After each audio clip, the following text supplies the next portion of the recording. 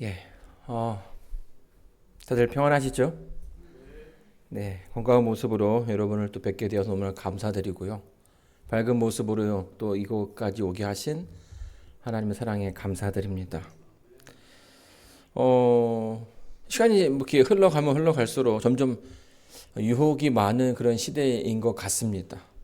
그래서 막 바른 정신으로 또 예전에 어떤 그런 배웠던 그 교훈대로 살아가는 것이 굉장히 힘든 시대가 아닌가라는 생각을 좀 해보게 되었는데요. 최근에 그 유튜브를 좀 이렇게 보다 보니까 그 알고리즘에 의해서 한 유튜브 채널을 보게 되었습니다. 뭐 미국에서 아주 유명한 그런 유튜버인데요. 그 채널 이름이 니코카도 아보카도라는 채널이에요. 근데 원래 이 두 사진은 같은 인물입니다. 같은 인물인데요. 이 지금 오른쪽에 있는 아주 좀 이렇게 잘생긴 마른 이 청년이 7년 후에 이렇게 바뀌게 된 거죠. 처음에 7년 전에 이제 유튜브를 시작을 했는데요. 원래 이 유튜버는 채식주의자였습니다. 그래서 그냥 뭐 재미난 것들 이렇게 하다가 조회수가 좀 올라가야 되는데 그게 올라가지 않으니까 자기의 어떤 그 신조를 버리고 이제 아무거나 먹기 시작합니다. 그래서 막 이 유튜브 보게 되면 뭐 빨간 음식, 뭐 보라색 음식 막 그래서 뭐 햄버거도 막 이렇게 쌓아놓고 먹고 뭐 이제 그런 인물인데 이 친구가 처음에 시작할 때는 70kg였는데 지금은 160kg를 훌쩍 넘게 됐죠. 그리고 가끔씩 이렇게 산소호흡기를 끼고선 방송을 합니다. 근데 이게 산소호흡기를 낄 정도로 건강에 이상이 있는 게 분명한데 스스로 뭐라 생각하냐면 자기는 건강하다라고 이야기한다라는 거예요. 그리고 이제 이렇게 몸이 안 좋음에도 불구하고 계속해서 이렇게 좀 자극적인 방송을 하는 이유는 뭘까요? 이것이 또 사람들의 어떤 그 흥미를 자아내고 또 그것이 한편으로는 돈이 되기 때문에 자신의 어떤 그 건강보다는 어떤 그런 그 돈에 의해서 멈추지 못하는 인간의 어떤 그런 모습을 좀 보여주게 됩니다. 이런 걸 보게 되면요, 인간에게 욕심이란 참 무섭다라는 생각이 듭니다. 많은 것을 이미 얻었음에도 불구하고 지금 뭘 하는 겁니까? 더 많은 것을 얻기 위해서 멈추지 못하는 거예요. 그것이 지금 나의 몸을 해치고 나의 어떤 그 정신을 이렇게 파괴하는 가운데 있음에도 불구하고 이제 그것을 멈추지 못하는 거죠. 근데 뭐 이제 이런 어떤 유튜버들의 모습만 보는 것이 아니라 우리의 모습만 보더라도요. 우리의 어떤 그 삶 속에서 이 드러나 있는 어떤 욕심을 보게 되면 이게 스스로 내가 그 욕심을 컨트롤할 수 있다라고 생각하는 경우들이 굉장히 많은 것 같아요. 근데 그렇게 그 욕심들을 하나씩 하나씩 키워가다 보면 내가 원하는 것들을 하나씩 하나씩 해가다 보면 이게 어떤 그 어느 수준에서 만족되는 게 아니라 늘 더 큰 것, 더 좋은 것을 이렇게 갖게 되는, 갖고자 원하는 그런 모습을 보게 되는 거죠. 그래서 훌쩍 커버린 욕심은 어떤 이들의 그 의지를 꺾기도 하고요. 또 그것이 누군가의 어떤 그 결심을 꺾어버리는 그 삶 자체를 지배해버리는 그 지경에까지 이르게 된다는 것입니다. 그 욕심, 더 갖고자 하는 것, 이게 사단을 망쳐버린 원인이며 또 사단이 그것을 통해서 또 우리 인류를 유혹하는 그런 수단이 되고 있는 것입니다. 성경에 보게 되면요, 예수님께서 광야에서 3번의 시험을 받으시죠. 그 3번의 시험을 기억하십니까? 어떤 거였죠? 예, 그 3번의 식욕은 식욕입니다. 시험은 식욕, 그리고 세상에 대한 사랑, 그리고 참남됨으로 인도하는 자기를 드러내고자 하는 그런 모습이죠. 여기 보게 되면 첫 번째 시험이 뭐였냐면 먹을 것에 관한 것이었습니다. 먹을 것. 여러분 생각하시기에 먹을 것이 유혹이 될 수 있을까요? 네. 우리는 하루에 두 끼나 세 끼를 먹죠. 한 달에 한 끼를 먹는다면 사실은 이게 큰 유혹이 되지는 않을 거라고 생각이 됩니다. 근데 계속 우리가 이제 무언가를 먹어야 되다 보니까, 그리고 그것을 먹지 않을 때는 우리 어떤 그 신체적인 능력을 잃어버리게 되는 거죠. 힘이 빠지게 되는 거예요. 그래서 생각해 보게 되면 먹는다는 것은 곧 내가 생존한다라는 것과 의미를 같이 합니다. 그래서 먹는 문제는 곧 내가 죽느냐 사느냐의 생존의 문제가 되는 거죠. 3, 40년만 전만 하더라도요. 우리는 정말 그 먹는 게 생존의 문제였습니다. 그래서 뭐 어르신들의 얘기를 들어보면 뭐 라떼라고 얘기하는데요. 우리 때는 이 점심이 먹을 게 없어가지고 저 수도가에서, 여기 운동장에 있는 수도가에서 그 물을 마시면서 이렇게 허기를 이렇게 채웠다라고 하시는 또 그런 분들도 계시더라고요. 또 제가 알고 있는 어떤 한 장로님은 20살 되기까지 고기를 먹어본 적이 없다고 얘기하셨어요. 그래서 여러분 가지 아시죠? 가지. 가지가 고기인 줄 알았다고 얘기하시더라고요. 그래서 20년 지난 다음에 이게 고기가 아니었구나. 그래서 저도 그게 어떻게 가능할까라고 했는데 그분은 그렇게 알아왔다고 생각하시더라고요. 그런 얘기들을 이제 지금 오늘날 세대의 아이들에게 얘기하면 잘 이해를 못하죠. 그래서 어떤 아이들은 먹을 거 없으면 라면 먹으면 되지, 뭐 이렇게 얘기하기도 한다고 합니다. 뭐 오래되진 않았지만 그때 당시만 하더라도요, 먹는 것이 생존의 문제가 되는 때가 있었죠. 근데 오늘날 이 풍요로운 이 시대에도 이 먹을 것이 없어서 고민하고 또 먹을 것이 없어서 굶주리는 사람들이 굉장히 많다라는 이야기를 또 듣곤 합니다. 그래서 가끔씩 뉴스를 보게 되면 아이에게 그 젖을 물릴 수가 없어가지고 분유를 훔치는 어머니의 어떤 그런 모습이 보여지기도 하고요. 또 식당에서 밥값을 내지 못해서 또 그것 때문에 또 이렇게 뭐 경찰이랑 실랑이를 벌이는 그런 모습들도 보여주는 거죠. 자, 그런데 이제 그런 이야기들이 이렇게 나오게 될 때에는 많은 사람들이 그 어려운 사람들에 대한 동정심을 잃지 않습니다. 그래서 어떻게 해서든지 그 사람들을 도와주고자 많이 노력을 하죠. 그래서 뭐 이렇게 언론 매체를 타게 되면 뭐 방송국에 전화들이 참 많이 온다고 얘기합니다. 내가 그 사람의 뭐 분유값을 대주겠다. 또 그 사람의 식대를 대주겠다. 아니면 그 사람이 일할 수 있게끔 뭐 잡을 제공하기도 하겠다. 이런 제안들이 많이 있다라는 거죠. 분명 무언가를 훔치는 그 어떤 행동이 잘못된 거죠.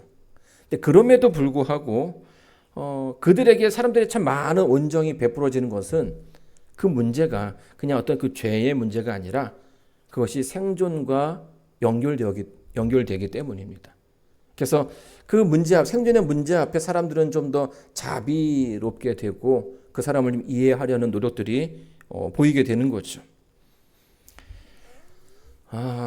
뭐 이렇게 앰뷸런스라든지 소방차 또 뭐 이제 임산부를 태운 어떤 그런 차들이 이렇게 깜빡이를 켜고 또 비상등을 켜고 이렇게 가면 사람들이 다 비켜줍니다. 그렇죠? 미국은 더 확실하게 비켜주죠. 네. 그래서 이제 그런 것들 보게 되면 그들이 왜 비켜줄까? 물론 잘 비켜주지 않으면 벌금을 낼 수도 있긴 하겠지만 기본적으로는 그들이 지금 처한 상황이 이 생존의 어떤 그 다급함을 다루는 그런 일이기 때문에 많은 사람들이 그들의 그 삶에 또 그들의 어떤 그 판단에 그들의 행동에 이해를 준다라는 거예요.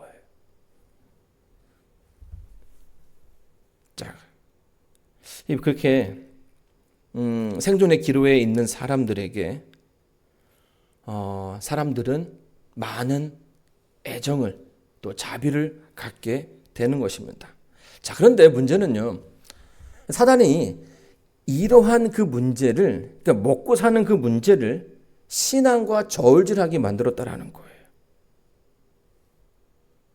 먹고 사는 문제를 뭐랑 연결시켰다고요? 신앙과 연결되게 했다라는 거죠. 이 다니엘 1장에 보게 되면 이 포로로 잡혀간 다니엘과 세 친구에게 왕은 왕의 진미를 먹으라고 명령을 내립니다. 이게 단순한 먹고 사는 문제이지만 그 문제를 통해서 그들이 지금 어디 가운데 있는 겁니까? 사느냐 죽느냐의 문제로 바뀌게 되는 거예요. 지금 그들이 처해 있는 상황은요, 그냥 어떤 그 자유롭게 살 수 있는 그런 평민이 아니라 전쟁의 포로로 잡혀가 있는, 그래서 뭐 찬밥이랑 더운 밥을 가릴 수 있는 그런 시기가 아니었죠. 먹으라면 먹어야 되고 죽으라면 죽는 신용까지 해야 되는 참 어려운 시기였다라는 것이에요. 그러니까 이런 가운데 그들에게 주어진 어떤 그 명령에 순종하는 것이 그들이 살 수 있는 가장 좋은 그리고 가장 확실한 방법이라고 생각됩니다. 물론 그것이 그러니까 그 명령들이 유대의 어떤 전통이라든지 그들의 신앙에 맞지 않을 수도 있지만 어때요? 지금 처해 있는 그 상황이 생존을 다루는 그런 아주 중요한 시점이기 때문에 먹는다고 해서 그들을 크게 나무라거나 그들의 어떤 그 행동에 대해서 이렇게 손가락질할 수 있는 그런 상황은 아니었다라는 거죠. 그리고 그 처한 상황 자체가 얼마든지 변명을 할 수 있는 그런 순간들이었습니다. 자, 그런데 이제 그런 때에 이 다니엘과 세 친구들은 어떻게 합니까? 정말 생존의 문제로서 모두가 다 이해를 받을 수 있는 그런 상황이었지만 그 가운데서 그들에게 주어진 것을 음식을 먹지 않겠다고 결심을 하게 되는 것입니다. 자, 그렇다면 이렇게 위급한 상황 가운데 왜 그들은 이것을 먹지 않겠다고 결심했던 걸까요?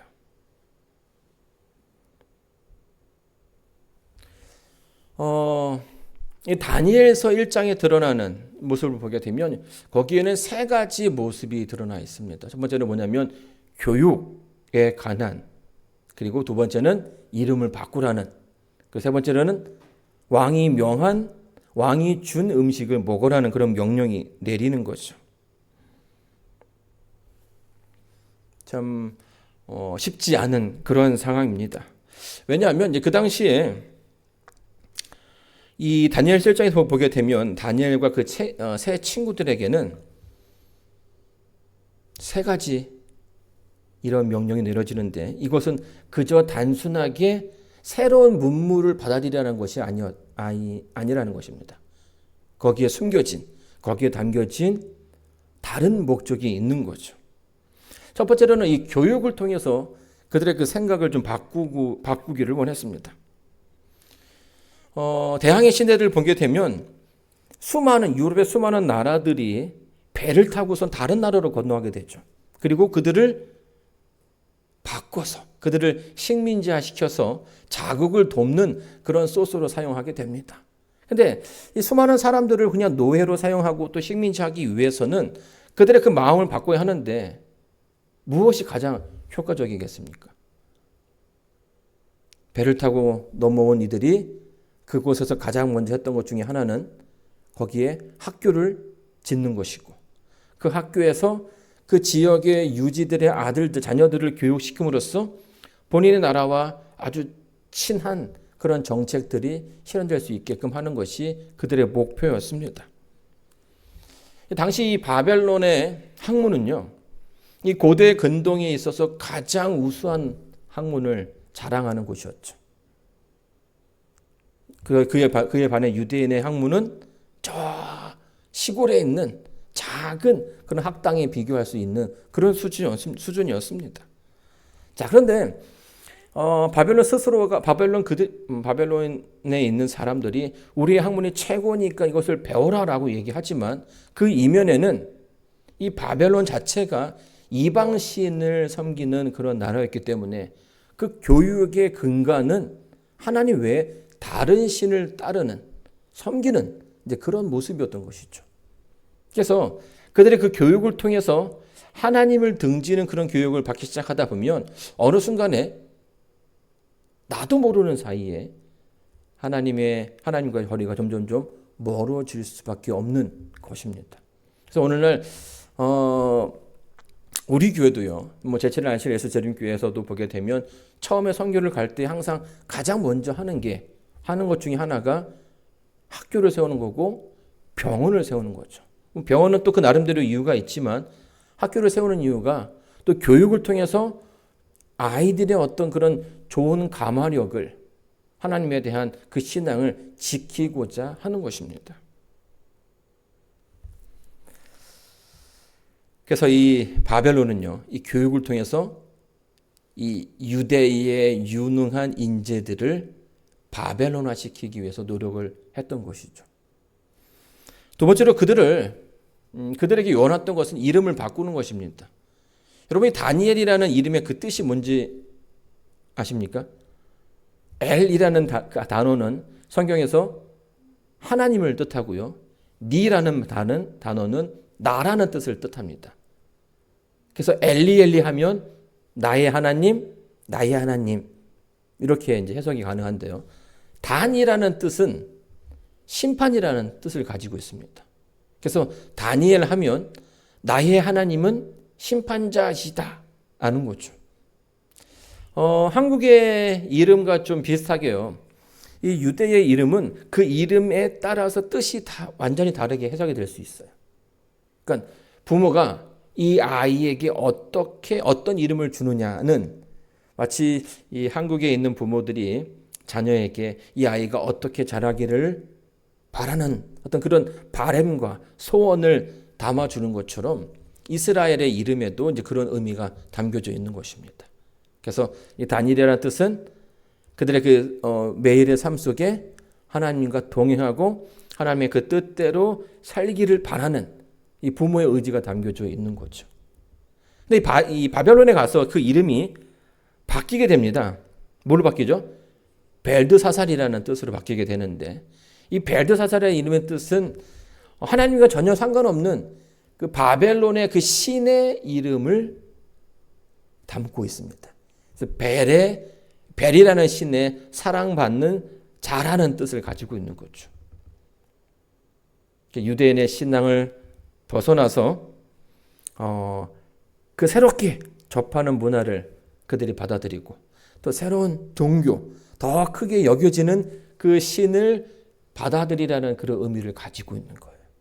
그래서 참 이런 것들, 그러니까 이름을 바꾸는 것들이 아무것도 아닌 것처럼 보이지만 어떤 그 민족성을 이렇게 말살시키는 도구로 사용됐던 것입니다.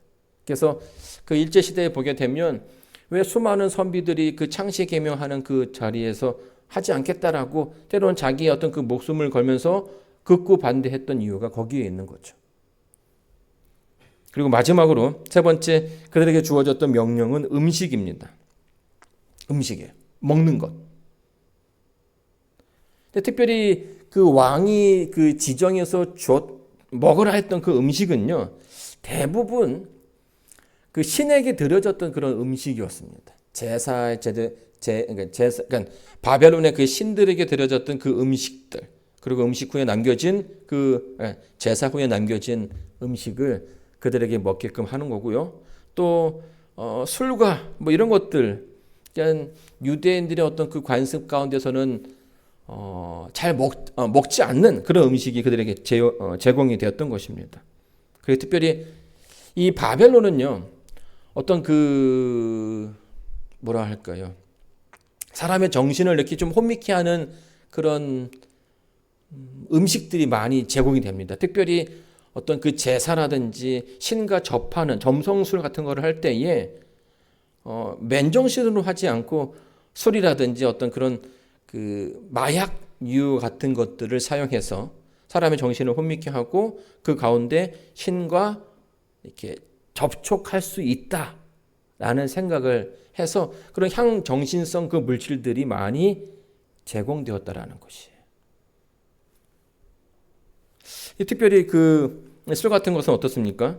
사람들의 의지를 약하게 하고요, 경계심을 풀게끔 해서 이 음주 가운데 많은 사건들이 발생하게 되죠. 그래서 이 다니엘과 그 친구들은 그런 모든 것들을 이미 알고 그들의 마음 가운데 이것을 거부해야겠다라는 그런 결심을 하게 됩니다. 사실은 얼마든지 그것을 합리화할 수 있는 그런 상황이었죠. 그들은 노예였고 이 주인된 나라의 그 말을 들어야만 살 수 있는 그런 상황이었기 때문에 어쩔 수 없었다라는 그런 대답을 할 수도 있는 상황이었지만 아주 작은 것에서도 그들은 양보를 하지 않습니다. 그리고 결국에 사실 우리가 우리의 그 삶을 보게 되면 작은 것이라 하지만 결국 그 큰 북은 어디에서부터 무너집니까? 작은 구멍에서부터 무너지게 되는 거죠. 하나가 무너지면 그 다음은 더 쉽게 되는 것입니다. 여러분이 삼육대학이요. 한국에서는 꽤 유명한 그런 학교 중에 하나였습니다. 왜냐하면 이제 그 삼육대학을 들어가려고 하는 아이들이 뭐 네이버라든지 뭐 이렇게 검색을 많이 하는데 검색하는 그 항목 중에 하나가 뭐냐면 그 학교에 가면 정말 술도 못 마시고 담배도 못 핍니까? 이제 이런 질문들을 많이 하더라고요. 그래서 지금도 이제 학교 내에서는 금연으로 유명한데요. 대학의 역사들을 보게 되면, 그러니까 한국에 있는 대학들의 역사를 보게 되면 이 삼육대학만 이 금주와 금연을 했던 것은 아니었다라는 거예요. 처음에는 연세대학도 처음에는 술을 금했습니다. 계속 그 전통을 잘 이어왔는데 그 가운데 한 번은 이 총학생회에서 우리가 언제 학교 축제를 하는데 딱 그때만 한번 술을 먹게끔 풀어달라 이런 요구를 했다라는 거죠. 근데 이제 계속 어떤 그런 요구들이 있어 왔고 축제 기간만 허용해 달라고 해가지고 그거를 그때 딱 풀었는데 그때 이후로 다시금 그 예전의 그 상태로 돌아갈 수 없었다라는 거죠. 왜냐하면 왠지 아시겠죠? 그때 했는데 왜 지금은 안 되냐라고 얘기했을 때에 그것에 대한 어떤 그런 변론을 제공하기가 어렵다라는 거예요. 한 번은 결국 두 번이 될 수밖에 없는 거고 두 번은 또 다른 이유가 되는 것입니다. 다른 신을 인정함으로써 하나님에 대한 충성심이 약해질 수밖에 없는 것이고요. 원칙에서 벗어났다는 사실은 또 다음번 시험에서도 또 다른 빌미를 제공해 줄 수밖에 없는 것이고 그렇게 하나씩 뭐하게 되는 거예요. 우리의 어떤 그 신앙과 또 이방 것에 대한 또 죄된 것에 대해서 저항력이 점점 줄어들 수밖에 없는 거예요. 그러니까 단순하게 먹는 것이 단순한 문제라고 생각하지만 이것이 우리에게 어떤 그 중요한 것을 어떤 그 빌미를 제공할 수 있는 그런 기회도 될 수 있다는 것입니다. 성경 말씀 마가복음 27장 34절에 보게 되면 이렇게 설명하죠. 슬기에 탄 포도주를 예수께 주어 마시게 하려 하였더니 예수께서 맛보시고 마시고자 하시지 아니하더라. 여기 보게 되면 이 장면이 예수님께서 십자가에서 이제 고통 당하시는 그런 장면이죠. 근데 그 로마 병사 가운데 한 사람이 예수님의 그 입에다가 뭘 줍니까? 슬기에 탄 포도주를 주는 거예요. 근데 이 슬기를 탔다라는 말은 뭐 진짜 그 어떤 슬기즙이라든지 담즙을 넣었다라는 말이 아니라 아주 쓴맛을 가진 포도주라는 뜻입니다. 그러니까 쓰다라는 표현은 매우 강한 독주라는 거죠. 그래서 이 독주가 몸에 들어가면 쉽게 이제 거기에 이제 마취 성분이 있어가지고 쉽게 금방 취할 수 있다라는 겁니다. 그래서 유대의 어떤 그 전통에 보게 되면 이 쓴 포도주는 사형당하는 죄수들에게 제공되는 하나의 관례였다라는 거예요. 자, 여기는 두 가지 목적이 있습니다. 어떤 목적이 있을까요? 왜 그 사형을 당하는 죄수한테 쓴 독주를 줄까요? 네, 첫 번째는 그 고통이 너무 극심하기 때문에 그 고통을 완화시키기 위해서 주고요. 또 하나는 이 사형 집행관들이 그 사형수를 쉽게 뭐 하기 위해서요? 다루기 위해서 준다라는 거예요. 그러니까 예수님의 그 십자가의 고난이 극심했지만 그 고통 가운데서 그것을 참을 수 있는 포도주를 예수님은 거절하셨다라는 겁니다. 여러분 그 상황이 이해되십니까?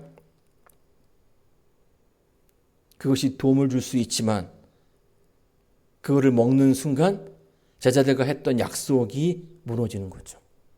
그리고 또 하나님 앞에 구별되고자 하는 자신의 모습을 무너뜨리는 그런 일이 될 수 있는 것입니다.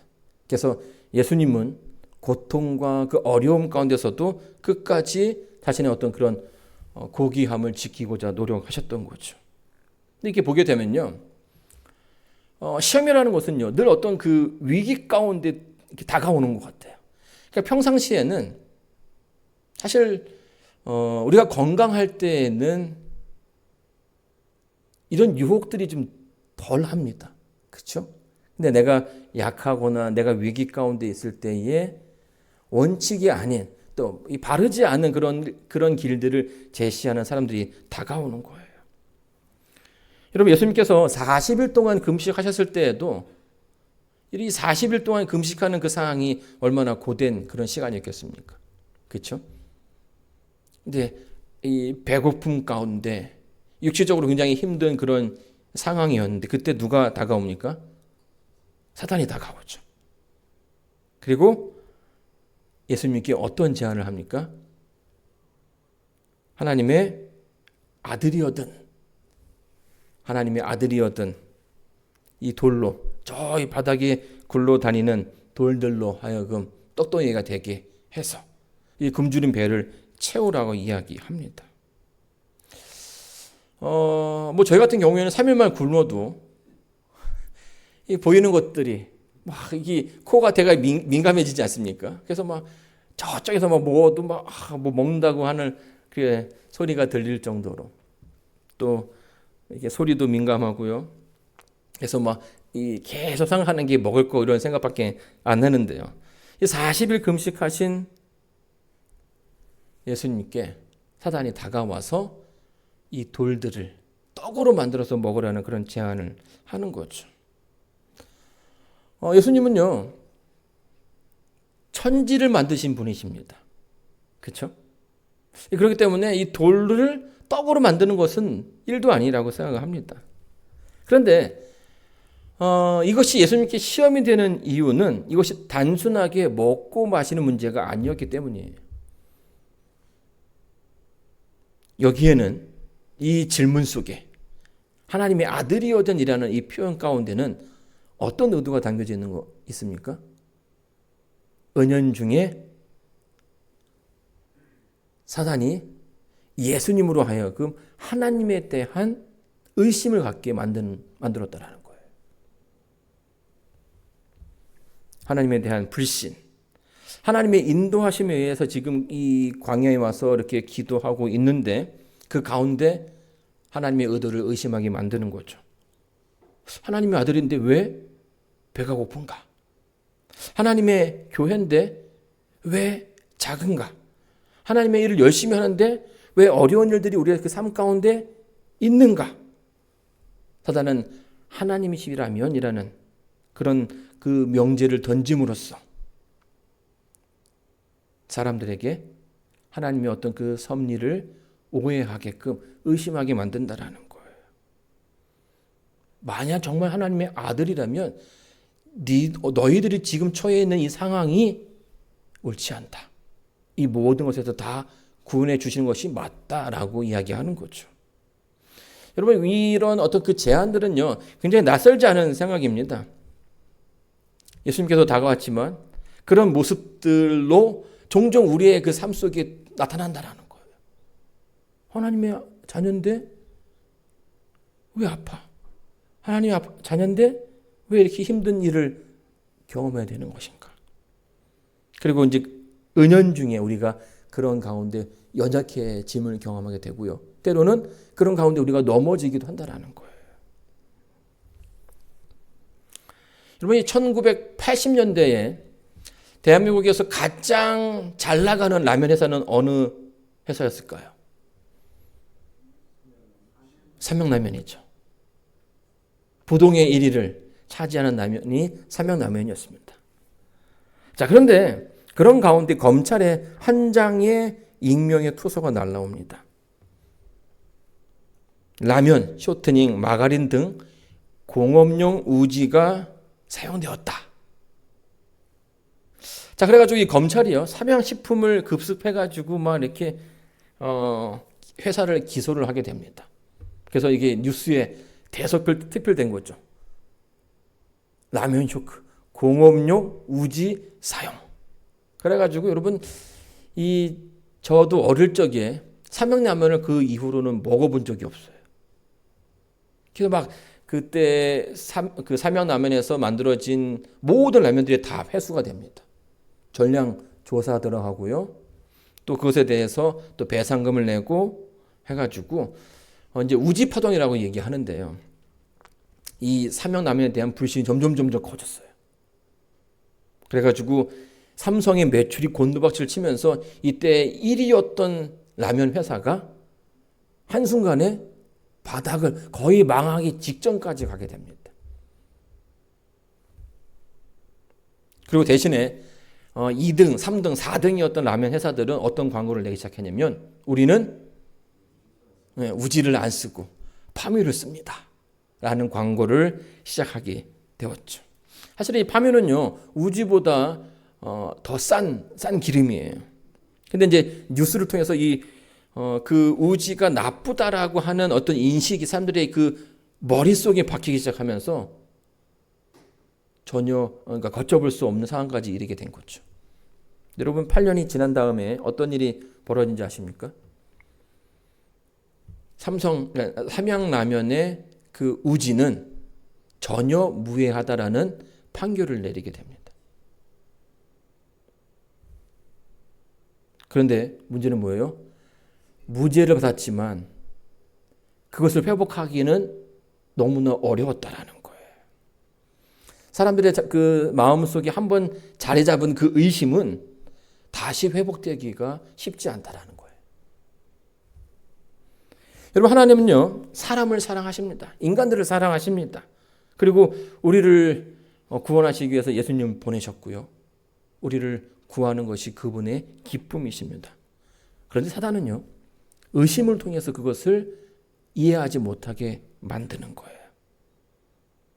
사단이 의도하는 것은 하나님의 그 구원 가운데서 벗어나기를, 우리가 하나님의 그 사랑을 오해해서 그 우리를 구원하시고자 하는 그 구원의 길에서 벗어나고 다른 길로 가게 만든다라는 것입니다. 여러분, 배고픈 예수님께서 그 순간에 돌로 떡을 만들어서는 안 되는 이유가 분명히 있었습니다. 정말 배고파서, 그러니까 이것을 만들 수 있느냐 없느냐의 문제가 아니라 그것을 만들어 가지고 먹는 순간 뭐가 되는 겁니까? 자기의 어떤 그런 그 사적인 욕구를 채우는 일이 생기게 되는 거죠.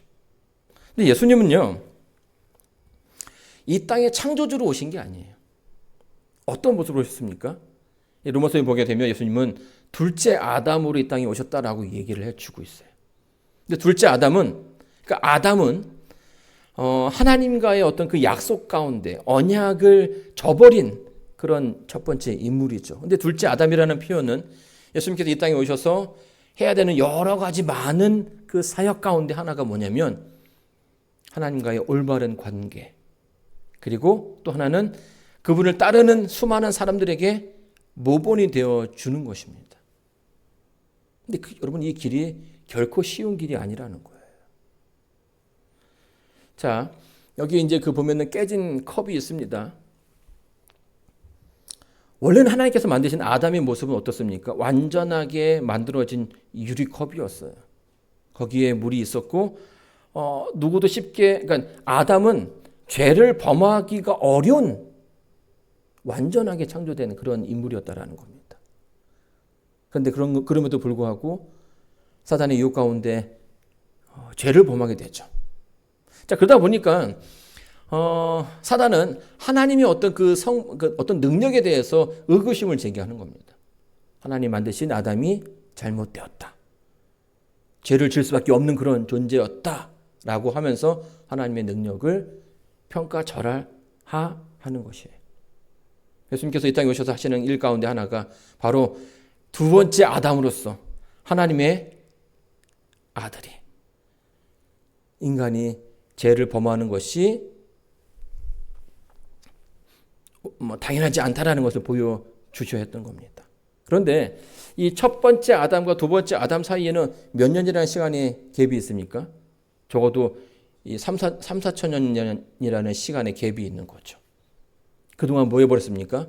인간의 육신은 마치 이렇게 깨어진 유리잔처럼 상처나고 이렇게 균열이 가는 그런 모습이었다라는 거예요.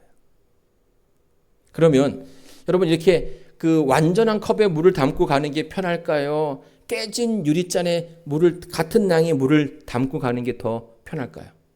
어느 게 편하겠습니까? 네, 완전한 컵에 물을 담고 가는 게 더 안전하고 더 편하죠. 그러니까 예수님은 그 자체가 힘든 길이었다라는 거예요. 찰랑찰랑 조금만, 그리고 더군다나 하나님의 능력을 가지고 있는 분이셨죠. 그러니까 우리는 돌을 가져다 줘도 이걸 먹을 수 있을까 없어요. 먹을 수 없죠. 이걸 뭐 떡으로 만들 수 있는 능력이 우리에게 없으니까.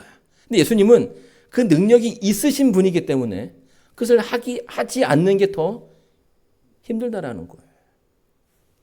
그런데 그것을 하는 순간, 그 능력을 하는 순간 그분은 우리의 모범이 될 수 없는 것이고 하나님께서 허락하신 것을 넘어서기 때문에 그 시험에서 이길 수가 없게 되는 것입니다. 자, 그러나 참 감사하게도요, 예수님께서는 어떻게 합니까? 그 가운데 그 시험을 잘 이겨 가십니다. 성경 역사를 보게 되면요, 힘이 진하고 그 의지력이 약했을 때에 하나님의 그 백성들이 어떤 그 유혹 앞에 정복당하는 그런 모습들을 참 많이 보게 됩니다. 이스라엘 백성들이 그랬고요, 모세가 그랬고요, 엘리야가 그런 가운데 하나님을 잠깐 잊어버리는, 하나님의 그 뜻을 헤아리지 못하는 그런 실수들을 범하게 되죠. 자, 그래서 우리는 우리의 그 신앙 가운데 늘 조심해야 할 필요가 있는 것입니다. 이 자그마한 것 하나, 이것이 무슨 큰 문제를 가져올 수 있을까라고 의문을 제기할 수 있지만, 우리의 어떤 그 무너짐은 그 작은 것에서부터 시작된다는 것입니다. 이때 예수님께서 그 어려움을 이겨내는 그 방법을 제시해 주십니다. 여기 보게 되면은 뭐라고 얘기합니까? 누가복음 4장 4절에 사람이 떡으로만 살 것이 아니요 라고 이야기를 해 주시죠. 이 말씀은 성경 신명기에 나오는 그런 말씀입니다. 너를 낮추시며 너를 줄이게 하시며 또 너도 알지 못하여 내 열조도 알지 못하던 만나를 내게 먹이신 것은 사람이 떡으로만 사는 것이 아니요 여호와의 입에서 나오는 모든 말씀으로 사는 줄을 너로 알게 하려 하심이니라. 이 만나의 이야기를 통해서 예수님은 우리가 이 땅에서 이 먹고 사는 문제 가운데 시험을 받는 그런 상황들이 있겠지만 그런 가운데서 이 말씀을 늘 기억하라는 것입니다. 사람이 떡으로만 살 것이 아니라는 거죠. 만나는요, 참 특이한 그런 음식이었습니다. 그렇죠? 매일매일 내려다 주는 거예요. 매일 아침, 새벽에. 근데 왜 하나님께서 귀찮게 매일매일 주셨을까요?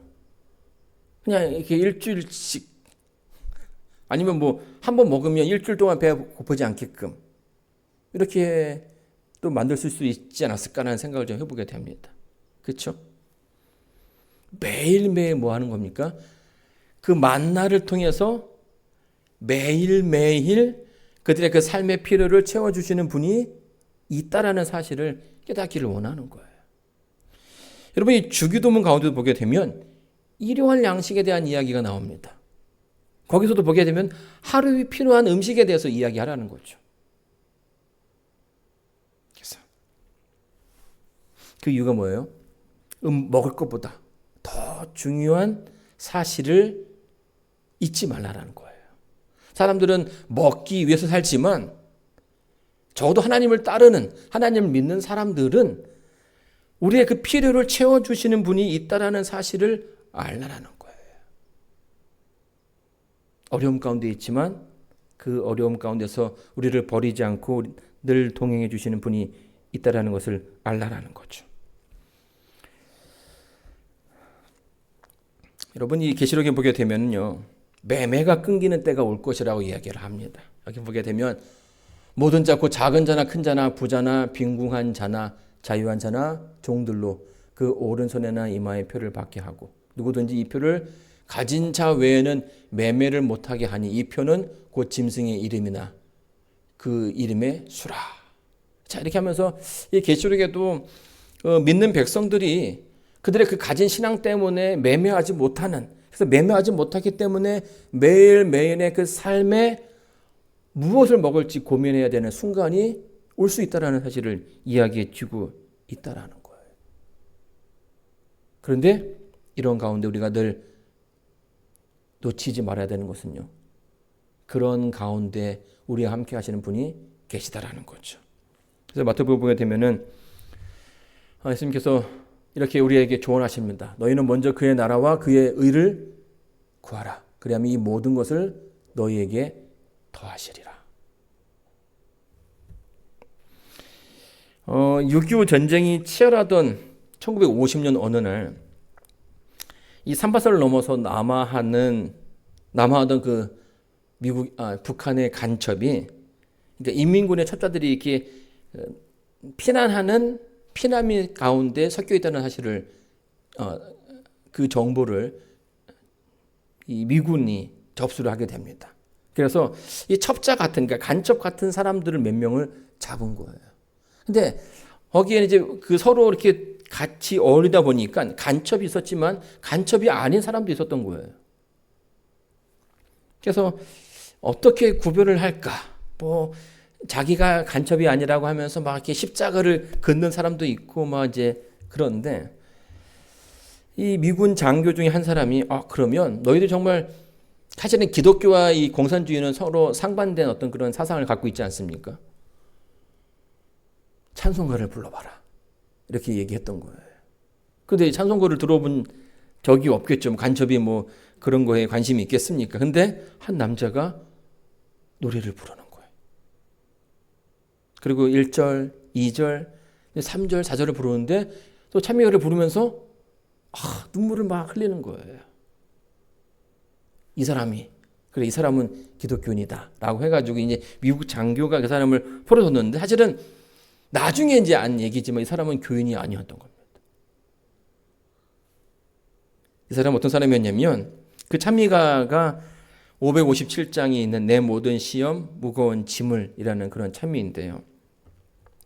이 남자는 교인이 아니에요. 이 남자의 아내가 교인이었던 겁니다. 그런데 이 남자는 그 아내가 교회 다니는 모습이 그렇게 꼴보기 싫었어요. 그래가지고 교회만 갔다 오면 머리끄댕을 잡아가지고 이렇게 바닥에 팽개치고 때리고 매질을 하기도 하고 욕을 하기도 하고 또 어떤 때는 그 성경을 다 불태워버리기도 하고 그냥 남편이지만 그 어떤 그 종교 문제 때문에 굉장히 심한 박해를 했다라는 거죠. 근데 그럴 때마다 이 아내가 어떤 노래를 불러요? 이 노래를 부르는 거예요. 내 모든 시험 무거운 짐을. 그렇게 10년을 흘러가게 합니다. 10년 동안 계속 그 찬미만 부릅니다. 그러다 보니까 어떻게 된 거예요? 자기도 모르게 그 찬미를 외우게 된 거예요. 그런데 이제 그 사람이 이제 눈물을 흘렸던 이유를 설명하는 게 내가 그동안 그 아내를 그렇게 핍박했는데 어때요? 결국 내가 이 노래 때문에 내가 살게 되는 거라는 생각했을 때에 자기의 어떤 그런 모습을 다시 발견해야 돼. 어떤 그런 하나님의 은혜를 발견하게 되었던 것이죠. 그 나중에 뭐 이분이 이제 목사가 되었다라는 그런 얘기가 있습니다. 그 사람이 늘 그 아내에게 하는 말이 있었습니다. 교회 다니면 하나님 믿으면 밥 먹여주냐? 이렇게 얘기를 했는데 결국 아내의 믿음 때문에 자기가 구원받는 그런 모습을 통해서 하나님의 섭리를 깨닫게 된 거죠. 여러분 우리의 그 삶 속에도요. 먹지 못하는 순간, 먹고 싶어도 먹지 못하는, 먹을 수 없는 그런 시간들이 올 수 있다라는 것입니다. 그리고 그 가운데 먹는 문제와 우리의 그 신앙 문제로 인해서 저울질하는 그런 시기가 생길 수도 있습니다. 생존의 문제를 넘어선 하나님을 믿고 따르는 신앙의 문제로 다가올 그런 순간들이 있다라는 거죠. 그러한 때에 우리가 늘 잊지 말아야 되는 것은 우리에게 신앙 주시는 분이 계시고 매일의 필요를 제공하시는 분이 언제나 우리와 함께 한다는 사실을 잊지 마셔야 한다는 거예요. 사랑하는 성도 여러분, 예수님께서 그 말씀에 대한 확신 가운데 그 모든 시험들을 이겨나가신 것처럼 여러분의 그 삶 속에서도 시험을 당할 때에 하나님에 대한 그 믿음으로 하나씩 하나씩 승리하는 여러분 되기를 바라면서 오늘 말씀을 마치겠습니다. 기도하겠습니다. 저희를 사랑하시는 아버지 하나님, 저희들의 인생 가운데 역사해 주시고 매일의 삶 속에 반복되는 하루지만 그 하루하루 가운데 저희를 이끄시고 도우시는 분이 누구인지를 확인할 수 있도록 도와주시옵소서. 저희들의 믿음의 눈을 뜨게 하시고 저희들을 이끄시는 분이 있음을 깨닫게 하심으로써 믿음이 자라나고 시험 가운데서 이기는 신앙을 하게 허락해 주시옵소서. 아버지, 이 교회에 또 아프신 분들이 계십니다. 몸져 누워서 교회에 오지 못하시는 분들, 또 수술 가운데 또 회복실에 계시는 분들, 그들과 함께 해 주셔서 치유의 역사가 일어나게 도와주시옵고 함께 또 예배드릴 수 있는 그런 안식일을 맞이할 수 있도록 축복 내려 주시옵소서. 오늘 저희들의 삶 속에 함께 해 주시길 바라오며 사랑 많으신 예수님 이름으로 기도드리옵니다.